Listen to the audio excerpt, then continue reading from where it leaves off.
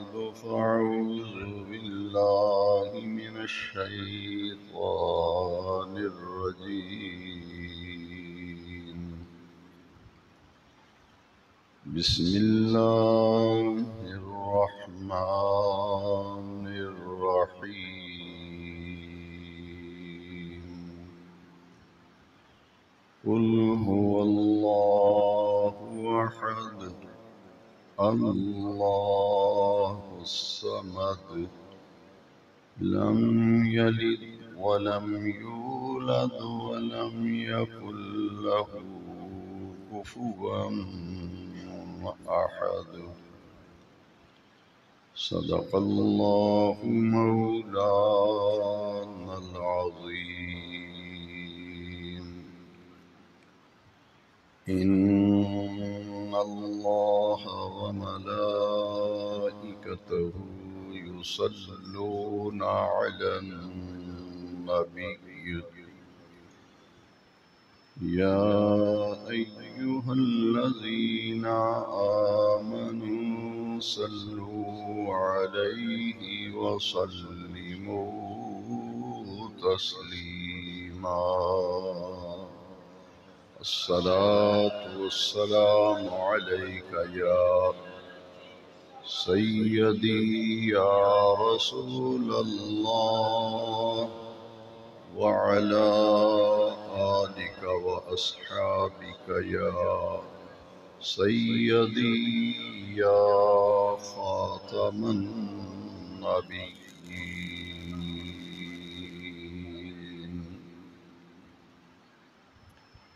ذوی الاحترام سامعین کرام، اللہ رب العزت نے انسان کی ہدایت اور اس کی بھلائی اور اس کی آخرت اور عاقبت کو بہتر بنانے کے لیے اپنے احکام اپنے بندوں تک پہنچانے کے لیے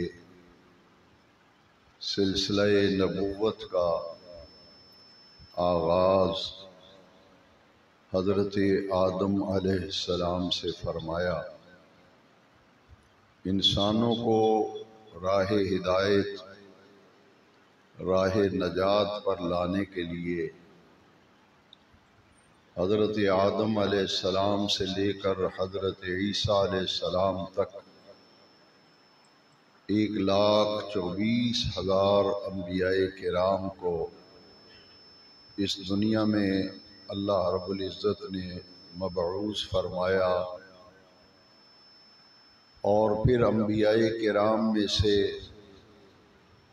313 یا 315 انبیاء کرام کو منتخب فرما کر ان کو منصب رسالت عطا کیا. ہر نبی رسول نہیں ہوتا، لیکن ہر رسول کے لیے نبی ہونا ضروری ہوتا ہے. انبیاء کرام کی تعداد 1,24,000 کم و بیش، اور جو مرسلین اعظام رسول تشریف لائے ان کی کل تعداد 315 یا 313 ہے. اللہ کے احکام اللہ کے بندوں تک پہنچانے کا مقدس فریضہ ان نفوس قدسیہ نے سر انجام دیا، کیونکہ نبی کی تعریف یہی ہے: النبی هو انسان بعثہ اللہ تعالی الی الخلق لتبلیغ الاحکام. نبی اس مقدس انسان کو کہتے ہیں جسے اللہ سبحانہ و تعالی اپنے احکام اپنے بندوں تک پہنچانے کے لیے منصب نبوت پر فائز فرماتا ہے، اور وہ اپنی پوری زندگی اللہ کا پیغام، اس کے احکام اس کے بندوں تک پہنچاتے ہیں. انبیاء کرام علیہم التسلیمات جب اپنے ماننے والوں کی تعلیم اور تربیت کرتے ہیں اور ان کی رہنمائی میں اور ان کی ہدایت کے مطابق وہ اپنی زندگی گزارتے ہیں، تو پھر انہی میں سے اللہ تبارک و تعالی کچھ ایسے لوگوں کا انتخاب کرتا ہے جن کو رب ذوالجلال مرتبہ ولایت عطا کرتا ہے۔ رب ذوالجلال انہیں اپنا ولی بناتا ہے، ولی اللہ، اللہ کے ولی۔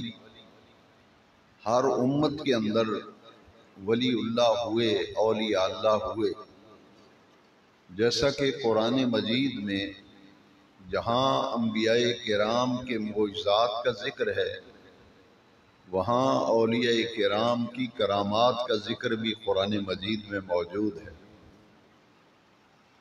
نبی، رسول، پیغمبر یہ اللہ کے مقرب یعنی اللہ کے بہت زیادہ قریب ہوتے ہیں اور اللہ کریم کے محبوب ہوتے ہیں اور اللہ کریم کی بارگاہ میں مقبول ہوتے ہیں۔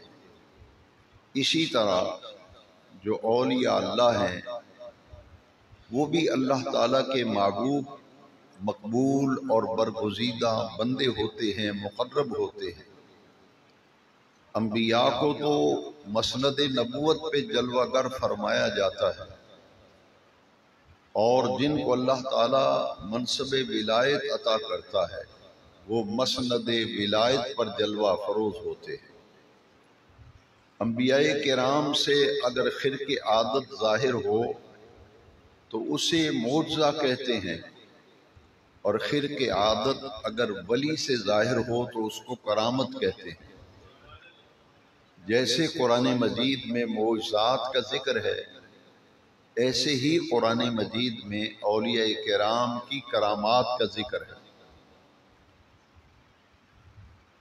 اور حضور نبی کریم صلی اللہ علیہ وسلم کی ذات اقدس پر چونکہ سلسلہ نبوت ختم کر دیا گیا، وہ نبوت کا دروازہ جو پہلے نبی حضرت آدم علیہ السلام ہے اور اللہ کریم کے آخری پیارے نبی اور آخری پیارے رسول ہمارے نبی کریم علیہ السلام کی ذات اقدس ہے، اور آپ کی ہستی اقدس پر رب ذوالجلال نے نبوت کا دروازہ ہمیشہ ہمیشہ کے لیے بند کر دیا، اور قیامت تک اب کوئی نبی نہیں آئے گا۔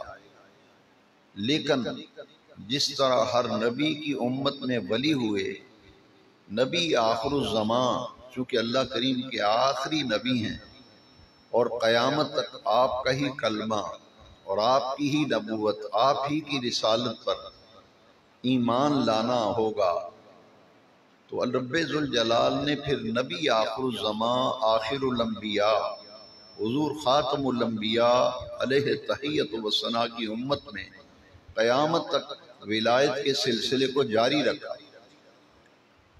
نبوت کا دروازہ بند ہو گیا لیکن ولایت کا دروازہ قیامت تک کھلا ہے، اور ہر امت کے اندر ولی ہوتے رہے، اس امت کے اندر بھی ہر دور میں ولی رہے۔ گزشتہ 3 جماعت مبارکہ کم و بیش ان کے مضامین میں اولیاء کاملین، اولیاء کرام، اولیاء اللہ، ان کے منصب، ان کے مقام، ان کے مرتبے، ان کی علامت، ان کی پہچان، ان کی نشانیاں جو قرآن و حدیث میں بیان کی گئیں، پچھلی جماعت مبارکہ میں ان کا تذکرہ کیا گیا۔ اگر اس معیار پر کوئی بھی ایسا اللہ کا مقرب و محبوب جس کو اس کسوٹی پر لگا کے دیکھا جائے گا کہ آیا وہ قرآن اور حدیث کے معیار پر پورا اترتا ہے تو وہ اللہ کا ولی ہوگا، لیکن قرآن اور حدیث کے معیار پر اگر پورا نہ اترے تو وہ شعبدہ باز تو ہو سکتا ہے، ولی ہرگز نہیں ہو سکتا۔ یہ بات آج کے خطاب جمعہ میں جو اہم بات ہم سمجھ رہے ہیں وہ یہ ہے کہ نبوت کا دروازہ تو حضور کی ذات پر بند ہو گیا. حضور خاتم الانبیاء ہیں، خاتم النبیین ہیں. قیامت تک کوئی نیا نبی پیدا نہیں ہوگا، کوئی نبی نہیں آئے گا. لیکن ولایت کا سلسلہ چونکہ جاری رہے گا، پھر سوال یہ پیدا ہوتا ہے کہ جس طرح حضور آخری نبی ہیں تو حضور کی امت میں پھر آخری ولی کون ہوگا؟ نبوت کا دروازہ تو حضور کی ذات اقدس پر بند کر دیا گیا، لیکن ولی ہر دور میں ہوتے رہے، ہوتے ہیں، اور صبح قیامت تک ولی اس امت میں ہوتے رہیں گے. اب سوال پیدا ہوتا ہے کہ آخری ولی کون ہوگا؟ جس طرح حضور کے بعد کوئی نبی نہیں، تو وہ کون ایسی شخصیت و ہستی ہے کہ جو ولی ہیں لیکن ان پر ولایت ختم ہو جائے گی اور ان کے بعد کوئی ولی نہیں ہوگا، کسی کو منصب ولایت پر فائز نہیں کیا جائے گا. وہ ہستی کون سی ہوگی؟ وہ حضرت امام مہدی علیہ السلام ہوگے. امام مہدی آپ آخری ولی ہوں گے، ان کے بعد کوئی ولی نہیں ہوگا، ولایت کا دروازہ ان پہ بند ہو جائے گا، اور بالکل قرب قیامت میں وہ جلوہ گر ہوں گے، ان کا ظہور ہوگا، اور اس کے بعد پھر قیامت برپا ہو جائے گی. تو ولایت حضرت امام مہدی علیہ السلام پر ختم ہوگی، وہ آخری ولی ہوں گے. تو امت کے اندر ولی ہر دور کے اندر رہے. جتنے بھی اولیاء اللہ ہیں، ان کے نظریات، ان کے عقائد، ان کے افکار وہ عین قرآن و حدیث کے مطابق ہوتے ہیں. حضور نبی کریم علیہ السلام کی امت میں، پوری انسانیت میں، نبیوں، رسولوں، پیغمبروں کے بعد سب سے افضل شخصیت و ہستی حضرت صدیق اکبر کی ہے رضی اللہ تعالی، اور حضرت داتا گنج بخش علی بن عثمان الحجویری رضی اللہ عنہ، امام ربانی حضرت مجدد الفسانی شیخ احمد سرہندی علیہ رحمت و رضوان، اور مجدد برحق امام شاہ احمد رضا حنفی قادری علیہ رحمت و رضوان، سیدنا پیر مہر علی شاہ صاحب گولوی علیہ الرحمہ و رضوان. ان ہستیوں کے عرس چونکہ اسی سفر کے مہینے میں ہیں، اس لیے میں ان چار شخصیات کا حوالہ دے رہا ہوں کہ یہ چاروں شخصیات اس بات پر متفق ہیں. صرف یہ چاروں متفق نہیں بلکہ امت کا اجماعی عقیدہ ہے، اس پر پوری امت کا اجماع ہے کہ پوری امت میں سب سے افضل حضرت صدیق اکبر ہیں رضی اللہ تعالی. تو اولیاء کاملین میں سے ہر صحابی رسول یہ حضور نبی کریم علیہ السلام کا براہ راست فیض یافتہ ہوتا ہے، اور حضرت ابوبکر صدیق رضی اللہ تعالی عنہ وہ شخصیت ہیں جن کو سب سے زیادہ حضور کے قریب رہنے کا موقع ملا، اور قرآن مجید میں ان کی معیت کا رب ذوالجلال نے ذکر کیا. میں ان چاروں ہستیوں کی تعلیمات، ان کے افکار، ان کے نظریات پر آج کے خطاب جمعہ میں بات کرنا چاہتا ہوں کہ ان کے کوئی علیحدہ علیحدہ عقیدے نہیں تھے، علیحدہ علیحدہ کوئی نظریات نہیں تھے. سب امت کا اجماع ہے کہ افضل تو حضرت ابوبکر صدیق ہیں رضی اللہ عنہ. تو مرتبہ ولایت میں بھی حضرت صدیق اکبر رضی اللہ عنہ بڑے ہی افضل و اعلیٰ اور بڑے ہی بلند مرتبے پر فائز ہیں. اور تاجدار فقر، تاجدار عقلی میں فقر اور تاجدار ولایت حضرت سیدنا علی المرتضی کرم اللہ تعالی وجہ الکریم. آپ کی امت میں ولایت کے شہنشاہ و بادشاہ حضرت علی ہیں رضی اللہ تعالی، اور ان کے ذریعے سے حضور کی امت میں ولایت کا فیض پہنچتا ہے، ان کے ذریعے سے. تو ہر ولی اللہ کا مقرب ہوتا ہے، اللہ کا محبوب ہوتا ہے، برگزیدہ ہوتا ہے۔ پچھلے جمعے میں نے عرض کیا تھا کہ ایک مہم چلی ہوئی ہے اولیاء اللہ کے خلاف، بزرگوں کے خلاف، کہ یہ باب تو شے ہی کوئی نہیں۔ اس پر میں نے کچھ گفتگو پچھلے جمعے میں کی تھی۔ بغیر کسی طوالت میں جائے، بغیر میں یہ عرض کروں گا کہ ذرا قرآن مجید میں غور و فکر کریں۔ جس طرح پوری گفتگو کی بنیاد یہ نظریہ ہے، جو قرآن اور حدیث کا نظریہ سوچ ہے، کہ جس طرح نبوت ایک منصب ہے، اسی طرح ولایت بھی ایک منصب ہے۔ جس طرح اللہ کے نبی ہوئے انسان کی ہدایت کے لیے، اور انسان کی ہدایت کے لیے وہ لوگ جن کو بے نیاز رب نے مرتبہ ولایت پر فائز کیا، وہ اللہ کے بندوں کی اصلاح کرتے تھے، اللہ کے بندوں کی اصلاح کرتے تھے، ان کی تربیت کرتے تھے۔ اور تبلیغ کا معنی ہے پہنچانا، اللہ کے احکام اللہ کے بندوں تک پہنچانا، دین کی تعلیم اللہ کی مخلوق تک پہنچانا۔ ہر ولی نے ساری زندگی یہی کام کیا، ساری زندگی یہی کام کیا ہے۔ اور ان میں سے حضرت امام ربانی مجدد الفسانی شیخ احمد سرہندی رضی اللہ، آپ کا عرس مبارک صفر المظفر کی 28 تاریخ کو ہے۔ 25 صفر المظفر کو امام احمد رضا حنفی قادری فاضل بریلوی علیہ رحمہ کا عرس مبارک۔ تو یہ دو شخصیات جو بالکل قریب قریب جن کے عرس ہیں، ان کے حوالے سے جو بات سمجھنے والی ہے کہ حضرت مجدد الفسانی کے دور میں مغل بادشاہ اکبر نے ایک دین نیا ایجاد کیا تھا، اور اس کا نام دین اکبری رکھا تھا، اور کئی اس کے حواری اسے دین الہی بھی کہتے تھے۔ لیکن اس جو نیا دین اس نے قائم کیا تھا، اس میں وہ اپنے آپ کو سجدہ کرواتا تھا، اپنے آپ کو سجدہ کرواتا تھا۔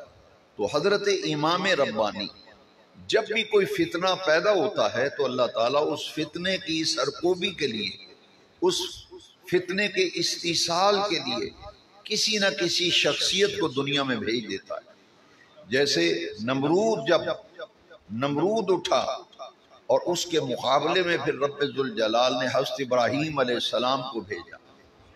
فرعون جس نے خدائی کا دعویٰ کیا تھا، تو اس کی سرکوبی کے لیے حضرت موسیٰ کلیم اللہ تشریف لائے۔ ہر دور کے فتنوں کو آپ دیکھیں۔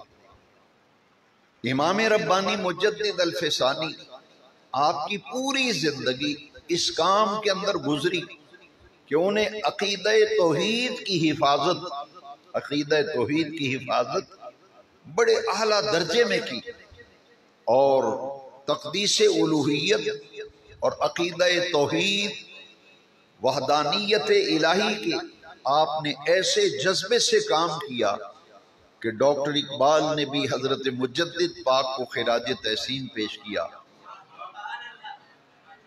کہ جہانگیر بادشاہ نے حضرت امام ربانی کو جھکانے کی بہت کوشش کی، یہاں تک کہ آپ کو گوالیار کے قلعے کے اندر نظر بند کیا گیا۔ مغلیہ دور حکومت میں حضرت مجدد الفسانی کو گوالیار کے قلعے میں نظر بند کیا گیا، اور جب اپنے دربار میں اس نے بلایا تو اس نے کھڑکی رکھوائی کہ جو بھی اس کے دربار میں جاتا تھا اس کے لیے ضروری تھا کہ پہلے مغل بادشاہ کو سجدہ کرے۔ تو امام ربانی نے فرمایا کہ مسلمان تو رب کے سوا کسی کو سجدہ کرتا نہیں، اور نہ سجدے کو روا اور جائز سمجھتا ہے، اور ہمارا ایمان ہے کہ ہر قسم کا سجدہ حرام ہے اللہ کریم کے سوا کسی کو بھی کرنا۔ پہلے انبیاء کرام کی شریعتوں میں سجدہ تعظیمی جائز تھا، پہلی شریعتوں میں سجدہ تعظیمی جائز تھا، جیسا کہ قرآن مجید میں ہے کہ حضرت یعقوب علیہ السلام، حضرت یوسف علیہ السلام کے واقعات، وہاں جو سجدے کا ذکر ہے کہ حضرت یوسف علیہ السلام کو سجدہ کیا گیا، وہ سجدہ تعظیمی تھا۔ لیکن حضور خاتم النبیین، نبی آخر الزمان، آخر الانبیاء، حضور ختمی مرتبت صلی اللہ علیہ وسلم کی شریعت میں، حضور کے دین میں اب قیامت تک سجدہ تعظیمی بھی حرام ہے، سجدہ عبودیت بھی حرام ہے، ہر قسم کا سجدہ اللہ کریم کے سوا حرام کر دیا۔ اور یہی کلمہ طیبہ کی بنیاد ہے، لا الہ الا اللہ محمد الرسول اللہ۔ اس کلمے کا معنی ہی یہ ہے، عقیدہ توحید یہی ہے کہ اللہ کے سوا کوئی عبادت کے لائق نہیں، کوئی عبادت کے جب لائق ہی نہیں ہے تو سجدہ کیوں کیا جائے گا۔ اور محمد الرسول اللہ، میرے پیارے آقا حضرت محمد صلی اللہ علیہ وسلم اللہ کے سچے آخری رسول ہیں۔ تو لا الہ الا اللہ یہ بیان توحید ہے، لا الہ الا اللہ بیان توحید ہے، اور محمد الرسول اللہ بیان رسالت ہے۔ میری یہ بات توجہ سے سنیں اور اسے اپنے دل میں جگہ دیں۔ دو ہی عقیدے ہیں ہمارے دین اسلام میں، اگر وہ دو عقیدے محفوظ ہیں اور دو عقیدے ہمارے پختہ اور راسخ ہیں تو دنیا کی کوئی طاقت جو ہے وہ مسلمان کو شکست نہیں دے سکتی۔ دو عقیدے ایسے، ایک عقیدہ توحید اور ایک عقیدہ ختم نبوت۔ ایک عقیدہ ختم، اسے آپ عقیدہ رسالت بھی کہہ سکتے ہیں، کہ حضور ایک اللہ کریم کی ذات اور امام ربانی اعلیٰ حضرت امام محمد رضا، جس ولی کا بھی آپ نام لیں گے میں یہ اچھی طرح سے آپ کو سمجھا سکوں گا کہ انہوں نے ساری زندگی اسی بات پر پہرا دیا تھا، اور وہ پہرا کیا تھا کہ اللہ کریم اپنی ذات میں بھی وحدہ لا شریک ہے۔ وحدہ، وحدہ کا معنی ہے اکیلا ہے، واحد ہے، لا شریک لہ، اس کا کوئی شریک نہیں۔ اور یہاں تھوڑی سی وضاحت دل کے اندر رکھیں، دو چیزیں ہیں، ایک ہے ذات و ایک ہے صفات۔ ہر بندے کی ایک ذات ہوتی ہے اور ایک اس کی صفات ہوتی ہیں۔ اچھا انسان ہو تو اچھا ہونا اس کی صفت ہے، اس کی صفات میں سے بڑی اعلیٰ صفت ہے کہ اچھا انسان ہے، نیک آدمی ہے، خیر خواہی ہے، بھلائی ہے، شریف آدمی ہے۔ تو ہر بندے کی ایک ذات ہوتی ہے اور ایک صفات ہوتی ہے۔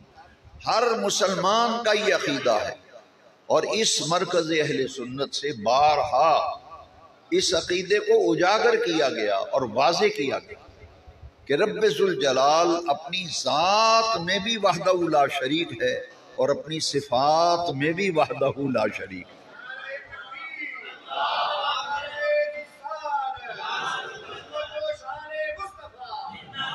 کہ اللہ کی ذات جیسی کسی کی ذات نہیں۔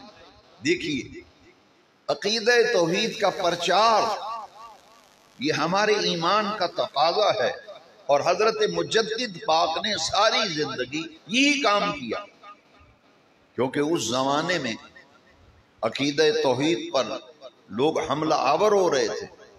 تو جس دور میں جو بھی فتنہ اٹھا اس کے تعاقب کے لیے کوئی نہ کوئی شخصیت پیدا کی اللہ نے۔ جب عقیدہ توحید پر نقب زنی کی گئی اور عقیدہ توحید پر لوگ حملہ آور ہوئے تو عقیدہ توحید کو بچانے کے لیے اور اس کے تحفظ کے لیے رب ذوالجلال نے امام ربانی مجدد الفسانی کی ذمہ داری لگا دی۔ یعنی ان سے اللہ نے یہ کام لیا، امام ربانی، کہ اللہ کی ذات وحدہ لا شریک، اس کی ذات میں بھی کوئی شریک نہیں اور اس کی صفات میں بھی کوئی اس کا شریک نہیں۔ اسے اور اگر آسان کر کے سمجھنا چاہیں تو بالکل آسان لفظوں میں سمجھاؤں گا کہ ایک بے پڑھا شخص بھی سمجھ جائے کہ اللہ کی ذات جیسی کسی کی ذات نہیں، اللہ کی ذات جیسی کسی کی، اور اس کی صفات جیسی کسی کی صفات نہیں، وحدہ لا شریک۔ سورہ اخلاص کی آج میں نے خطبہ جمعہ میں جو میں نے سورہ تلاوت کی ہے وہ سورہ اخلاص، قرآن مجید کی یہ عظیم سورہ ہے کہ جس کو ثلث قرآن کہا نبی کریم علیہ السلام۔ یہ پورے قرآن مجید کا تہائی ہے سورہ اخلاص، اور اس کی اتنی برکتیں ہیں کہ 3 مرتبہ سورہ اخلاص جس نے پڑھ لیا پورے قرآن مجید کا فیض اسے مل جائے گا، پورے قرآن میں۔ اور یہ اتنی پیاری صورت ہے کہ ایک امام تھے مدینہ طیبہ میں، حضور کی ظاہری حیات طیبہ، ایک محلے کی مسجد میں ایک امام تھے جو اکثر و بیشتر نمازوں کے اندر سورہ اخلاص کی تلاوت کرتے، اکثر و بیشتر سورہ اخلاص کی تلاوت کرتے۔ ان کی شکایت حضور کے پاس آئی کہ جب بھی نماز پڑھاتے ہیں تو یہ زیادہ تر سورہ اخلاص ہی پڑھتے ہیں۔ تو حضور نے انہیں بلوایا اور بلا کر پوچھا کہ تمہاری شکایت آئی ہے کہ تم ہر نماز کے اندر کوشش کرتے ہو کہ سورۃ اخلاص ہی پڑھی جائے، اس کی تلاوت کو زیادہ زور دے کے تم ادا کرتے ہو، اس کی کیا وجہ ہے؟ انہوں نے جواب جو دیا وہ بہت غور سے سننے والا ہے۔ انہوں نے کہا حضور یہ مجھے اس سورت سے محبت ہے، مجھے اس سورت سے، کیونکہ یہ ثلث قرآن ہے نا، قرآن کا تہائی ہے، لہذا مجھے اس سورت سے محبت ہے۔ اس میں عقیدہ توحید بیان کیا گیا ہے، قل هو اللہ احد، اے محبوب کہہ دیجئے وہ اللہ احد ہے، اللہ الصمد، وہ بے نیاز ہے، وہ بے نیاز ہے، لم یلد ولم یولد، اس نے کسی کو جنا نہیں، یعنی اللہ کی کوئی اولاد نہیں، ولم یولد، نہ اسے کسی نے جنا، وہ کسی کی اولاد نہیں، نہ اس کی کوئی اولاد۔ لم یلد کا یہ معنی، ولم یولد کا معنی ہے کہ اللہ کریم کسی کی اولاد نہیں، اسے کسی نے جنا نہیں۔ یہ ہے عقیدہ توحید۔ واللہ احد اللہ الصمد لم یلد ولم یولد ولم یکن لہ کفوا احد، اور اللہ کریم کا کوئی ہمسر نہیں، کوئی ثانی نہیں اس کا، کوئی اس کے برابر نہیں، وحدہ لا شریک ہے۔ تو انہوں نے عرض کی حضور مجھے اس سورت سے محبت ہے، اس لیے میں اکثر نماز پڑھاتے ہوں اس سورت کی تلاوت کرتا ہوں۔ میرے نبی کریم علیہ السلام مسکرائے، مسکرا کر فرمایا سورہ اخلاص سے محبت کرنے والے یہ سورت تجھے جنت میں لے جانے کا ذریعہ اور سبب بنے گی۔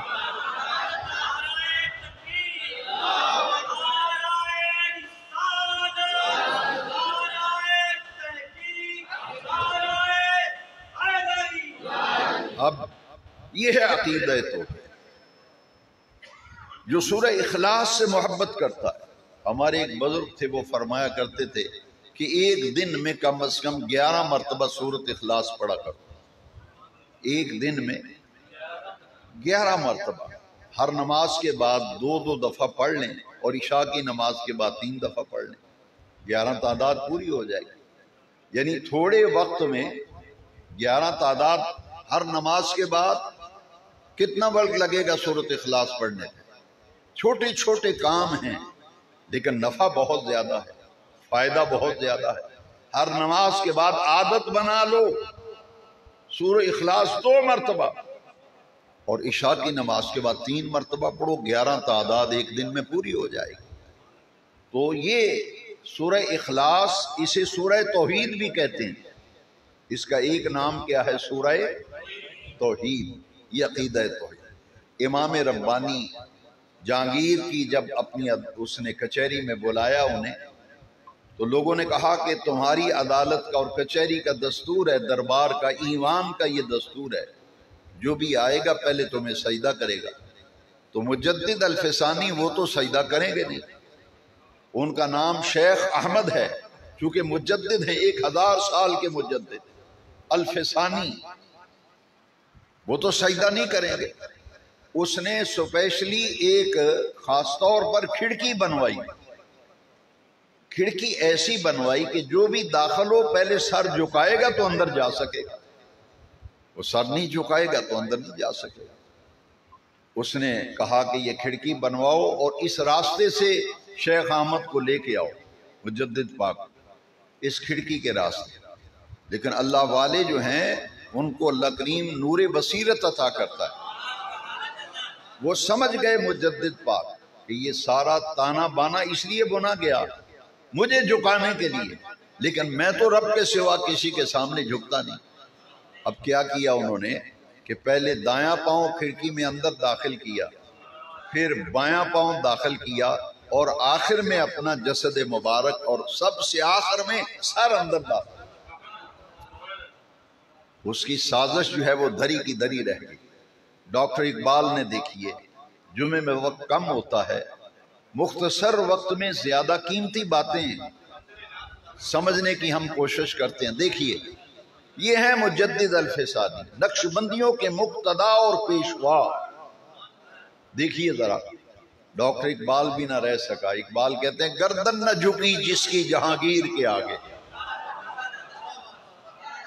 گردن نہ جھکی جس کی جہانگیر کے آگے، جس کے نفس گرم سے ہے گرمی احرار، وہ ہند میں سرمایہ ملت کا نگہباں، وہ ہند میں سرمایہ ملت کا نگہباں، اللہ نے جسے بر وقت کیا خبردار،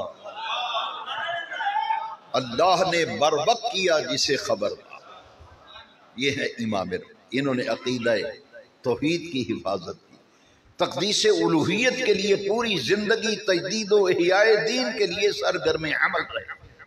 اور دوسری شخصیت وہ اہل سنت کے امام ہیں جنہیں دنیا اعلی حضرت کہتی ہے، اور ان کا نام نامی اسم گرامی ہے احمد رضا، احمد رضا۔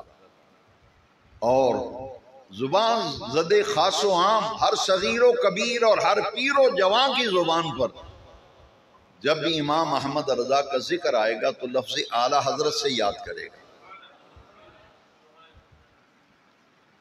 امام احمد رضا کے دور میں، امام ربانی مجدد پاک کے دور میں عقیدہ توحید پہ حملہ کیا گیا، مجدد پاک میدان میں آئے، اور امام احمد رضا کے دور میں عقیدہ رسالت پر حملہ کیا گیا، اور قادیان سے ایک شخص اٹھا جس نے نبوت کا دعویٰ کر دیا، مرزا قادیانی۔ تو امام احمد رضا جو مجدد وقت ہیں، 14ویں صدی کے مجدد کا نام امام احمد رضا ہے، حنفی قادری علیہ الرحمہ رضوان۔ آپ نے عقیدہ رسالت، عقیدہ ختم نبوت، جس طرح انہوں نے پوری زندگی ان عقائد کے تحفظ کے لیے کام کیا، ان کی 1200 کتابیں امام احمد رضا نے لکھی۔ قرآن مجید کا ترجمہ کنز الایمان، اور ان کا نعتیہ دیوان ہدایت بخشش، 33 جلدوں میں فتاوی رضویہ، یہ سارا وہ لٹریچر ہے، اسلامک لٹریچر، کہ پورے سب کانٹیننٹ بر صغیر پاک و ہند میں دین کی خدمت پر، تجدید پر، احیاء پر کسی نے اتنا کام نہیں کیا جتنا امام احمد رضا نے کیا۔ جیسے ڈاکٹر اقبال نے مجدد پاک کو خراج عقیدت پیش کیا، حضرت امام احمد رضا کو خراج عقیدت ڈاکٹر اقبال نے پیش کیا، اور اقبال نے کہا کہ میں نے امام احمد رضا کی فقہی خدمات کو دیکھا، اور ان کی فقہی بصیرت کو دیکھا، ان کے فتاوی جات کو پڑھا، تو میں اس نتیجے پر پہنچا ہوں کہ امام احمد رضا اپنے دور کا امام اعظم ابو حنیفہ ہے، اپنے دور کا امام اعظم ابو حنیفہ احمد رضا ہے، کیونکہ فقہ حنفی کی جتنی ترویج و اشاعت بر صغیر میں امام احمد رضا نے کی، فقہ کی خدمت کے اندر ان کا کوئی ثانی اور ہم پلہ، ان کی ٹکر کا کوئی آدمی نظر ہی نہیں آتا۔ اور مجدد کی یہ خوبی ہوتی ہے، مرید تو اپنے پیر کی تعریف کرے گا ہی، مرید پیر کی تعریف کرے گا ہی، شاگرد استاذ کی تعریف کرے گا ہی، مزہ تو تب ہے نا۔ مجدد وہ نہیں ہوتا جس کو مرید کہیں کہ ہمارے پیر صاحب مجدد ہے، وہ مجدد نہیں ہوتا۔ جس کو شاگرد مجدد کہیں کہ ہمارے استاذ صاحب مجدد ہیں، وہ مجدد نہیں ہوتا۔ جسے کارکن، پارٹی کے کارکن کہیں کہ ہمارا سربراہ مجدد ہے، وہ مجدد نہیں ہوتا۔ مجدد پتہ کون ہوتا ہے؟ جو اس کے ٹکر کے علماء، اس کے ہم پلہ، اس کی ٹکر کے جو عالم ہوتے ہیں، وہ اعلان کرتے ہیں کہ یہ شخص اپنے وقت کا مجدد ہے، یہ شخص اپنے وقت کا۔ 1921 میں امام احمد رضا کا وصال ہوا، 1921 میں، 28 اکتوبر 1921 میں امام احمد رضا کا وصال۔ 103 سال گزر گئے میرے امام کو دنیا سے وصال کیے ہوئے، لیکن آج بھی عرب و عجم کے علماء کہتے ہیں کہ ہم نے امام احمد رضا کی 1200 کتابوں پر ریسرچ کی، 33 جلدوں میں فتاوی رضیہ پر ہم نے ریسرچ کی، ان کا نعتیہ دیوان ہدایت بخشش ہم نے کھنگال ڈالا، فن شاعری کے اعتبار سے جس زاویہ نگاہ سے بھی ہم نے بریلی کی سرزمین پر پیدا ہونے والے عاشق رسول کو پڑھا، تو معلوم ہوا یہ اپنے دور کا امام جلال الدین سیوطی ہے۔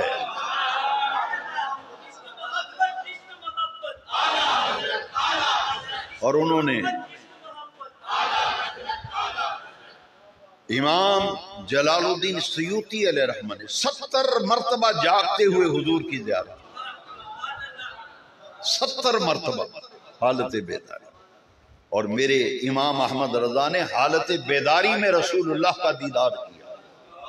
حضرت مجدد الفسانی شیخ احمد فاروقی سراندی جو حضور کی بارگاہ کے حضوری تھے، اور ان تمام شخصیات میں جو قدر مشترک ہے وہ رسول اللہ کی محبت ہے،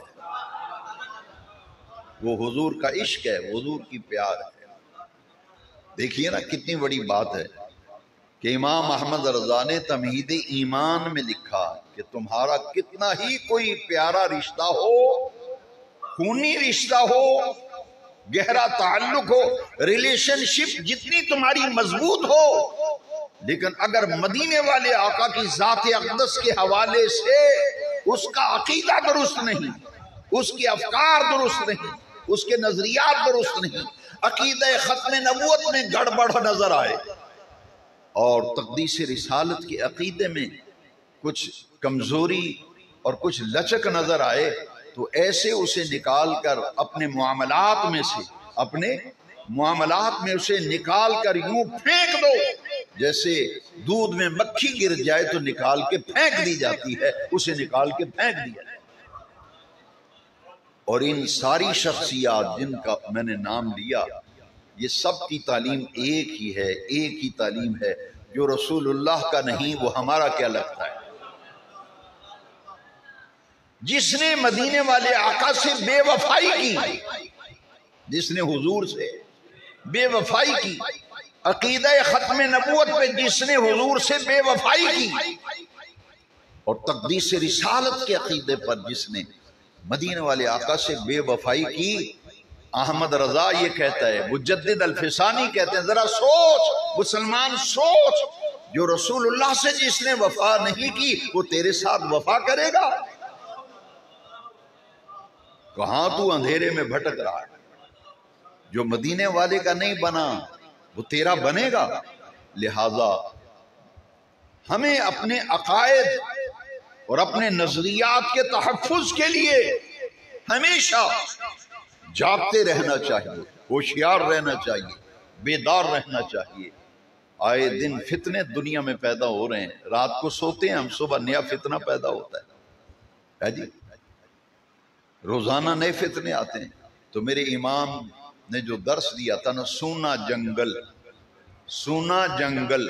رات اندھیری چھائی بدلی کالی ہے، سونے والو جاگتے رہیو چوروں کی رکھوالی ہے۔ سونا جنگل رات اندھیری چھائی بدلی کالی ہے، سونے والو جاگتے رہیو چوروں کی رکھوالی ہے۔ جو عقیدے میں نقب زنی کر رہے ہیں، تو اپنے ایمان کو بچانا ہماری ذمہ داری ہے۔ آج چونکہ ہماری مسجد میں جو مدرسے میں بچے پڑھتے ہیں، جنہوں نے حفظ کیا ہے ان کی دستار بندی ہے، اور میں نے عرض کیا تھا کہ ہمارے اس جامعہ میں 8 سالہ عالم کورس شروع ہے جسے درس نظامی کہتے ہیں۔ ماشاءاللہ یہ تیسرا سال ہے، ہمارے بچے بورڈ کراچی بورڈ میں امتحان دے رہے ہیں، اور یہ سند ایم اے کے برابر، یعنی اس مدرسے میں جو آخری امتحان دے کر نکلے گا اسے سند ملے گی، وہ ایم اے کے برابر ہوگی، اور 14ویں گریڈ میں اسے ڈائریکٹ کہیں نہ کہیں جاب گورنمنٹ دیتی ہے۔ جو دینی مدرسے کی آخری سند جس کے پاس ہوگی نا، درس نظامی کا جو فاضل ہوگا، وہ کورس اس مدرسے میں شروع ہے۔ 3 اساتذہ تعلیم دے رہے ہیں، اور حفظ و ناظرہ کا ادارہ ہے، بچیوں کا مدرسہ ہے۔ تو بچیوں کی جو سندیں وغیرہ ہیں، ان کی چادر پوشی ہے، وہ تو ربیع الاول میں ہوتی ہے، لیکن جن بچوں نے امتحان دیا ہے ان کے رزلٹ کارڈ آئے ہیں کراچی بورڈ سے، تنظیم المدارس اہل سنت پاکستان۔ ہماری یونیورسٹی گرانٹس کمیشن نے اس جامعہ اسلامیہ رضویہ جو کھجور علی مسجد میں مدرسہ قائم ہے، اس کی سند کو یونیورسٹی گرانٹس کمیشن نے منظور کر لیا، اور یہ تنظیم المدارس کے ساتھ ہم اٹیچ ہیں۔ تو یہ سند جہاں بھی سرکاری ادارے میں بھی کوئی جاب کرنا چاہے بچہ، یہاں سے پڑھنے کے بعد آسانی کے ساتھ کر سکے۔ اور میرے خیال 7 بچے ہیں، 7 ایک سال پچھلے سال بھی دستار بندی ہوئی۔ آپ کا تعاون ہے، آپ عید کے موقع پر کھالوں سے مدرسے کی خدمت کرتے ہیں، کھالوں کے ذریعے، اور چھوٹی عید پہ، شب قدر، شب برات میں، اور